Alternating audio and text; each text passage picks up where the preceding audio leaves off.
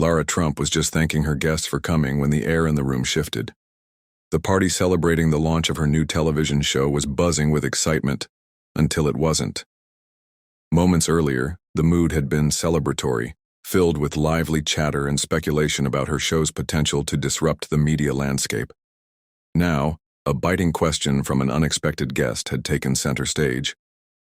"Lara," said Riley Mason, a sharp-tongued journalist with a knack for making headlines, "isn't it true that this so-called TV show you're launching is nothing more than a platform for promoting the Trump agenda? Don't you think American viewers have had enough of this already?" Heads turned sharply. Conversations froze mid-sentence. The room, filled with journalists, political figures, and celebrities eager to celebrate, had suddenly transformed into a tense battleground. Riley's question, though thinly veiled as a professional inquiry, felt more like a grenade hurled into the heart of the evening. The crowd stood stunned, waiting to see how Lara, often criticized but rarely cornered in public, would respond. There was no mic in her hand, no stage separating her from the sudden scrutiny. But Lara remained visibly composed. "Riley," she said, keeping her tone controlled despite the obvious bait, "this show isn't about promoting any single agenda. It's about creating a space for open conversation, something this country desperately needs right now." If Lara's intent had been to diffuse the tension, Riley wasn't having it. "Open conversation," she pressed, her voice cutting through the silence. "That's a curious choice of words, coming from your unique position. Isn't it true that your family has a long track record of silencing dissent? Of shutting down alternative viewpoints while bolstering your own echo chamber?" The murmurs in the crowd began to pick up, people whispering to one another, weighing Riley's boldness against its propriety. For a moment, some expected Lara to falter, but those who knew her well recognized the flicker in her eye, a resolve that often went unnoticed beneath her polished demeanor. "I appreciate your perspective," Lara said, deliberately calm. "But I think it's unfair and frankly irresponsible to make such assumptions about my work before the first episode is even aired. Why don't you tune in before jumping to conclusions?" It was a solid response, measured and diplomatic. But Riley wasn't backing down. Standing a few paces closer now, she delivered the next jab, her tone laced with mock sincerity. "Oh, believe me, I'll be tuning in. But I can already predict what I'll see. Power dynamics, propaganda disguised as patriotism, and a whole lot of recycled talking points." The room was crackling with tension. Guests shifted uncomfortably in their designer shoes, unsure if they should intervene or step aside. Politicians exchanged pointed looks, gauging whether to defend or distance themselves from the drama unfolding before them. But that's when it happened. A quiet yet unmistakable presence entered the conversation. J.D. Vance, the best-selling author turned political figure, had been listening intently from nearby. Perhaps instinctively, or perhaps because he'd had enough, J.D. took a firm step forward and addressed Riley directly. "Riley," he said, his voice measured but commanding enough to immediately draw the room's attention. "I've been standing here listening to you, and what strikes me isn't the validity of your questions. It's the assumptions behind them.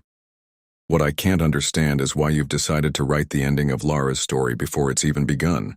The crowd was riveted. Lara took a slight step back as J.D.'s words began to fill the space she had vacated.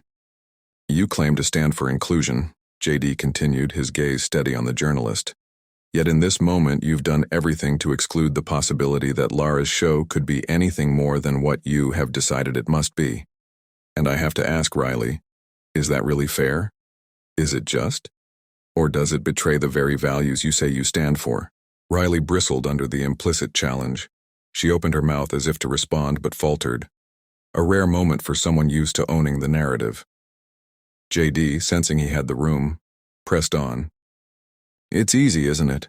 he asked rhetorically, scanning the audience as his voice grew in intensity. "It's easy to reduce people to caricatures, to slap labels on them, to assume that just because of their name, or their family, or their beliefs, they have nothing new or meaningful to contribute. We all do it these days. But tell me this, Has anything worthwhile ever come from judgment without understanding? From speaking louder instead of listening more? The crowd was utterly silent now, hanging on every word. I'm not here to defend anyone in particular, JD added, his tone shifting slightly as he addressed the room at large. But I am here to ask you, all of you, to think for just 1 second about where this kind of reflexive cynicism leads us. If we're so quick to tear someone down before they've even had the chance to show what they're capable of, what happens next? When do we start giving people the space to try, to succeed, or even to fail? The applause began, tentative at first, then surging as JD concluded his point. Several reporters nodded, acknowledging the fairness in his words, even if they didn't fully agree. Guests who had been lurking in the shadows a moment earlier were now gravitating closer, clearly moved by the shift in energy. Turning back to Riley, JD finished with a final, quieter remark. At the very least, we owe each other the courtesy of waiting to see the outcome before rushing to judgment.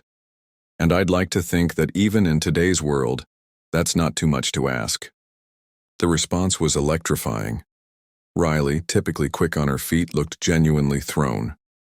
Her earlier zeal seemed to have evaporated, replaced by a strained smile that did little to mask her discomfort. She muttered a half-hearted acknowledgement before stepping back into the crowd, choosing to retreat rather than continue a fight she'd definitively lost. With a small nod, JD handed the moment back to Lara, who stepped forward, visibly moved. "Thank you, JD," she said, her voice steady despite the emotion clearly welling beneath it. "I couldn't have said it better myself." Her next words were brief but striking. "For everyone here tonight, I hope this exchange serves as a preview for what I'm hoping to bring through my new show.